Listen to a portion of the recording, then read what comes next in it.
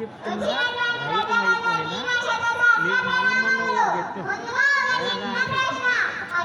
గట్టి తాడి ఎంటి పేనేసి ఉంటుంది పేనేసి నుంచి కాల్ చేసి జ్ఞానం కర్మ జరగకపోయినా అది ఎలా ఉంది ఆకారాన్ని కాడుగానే ఉంది అది పూర్తిగా రైతు అవ్వలేదు అంటే నువ్వు చేసిన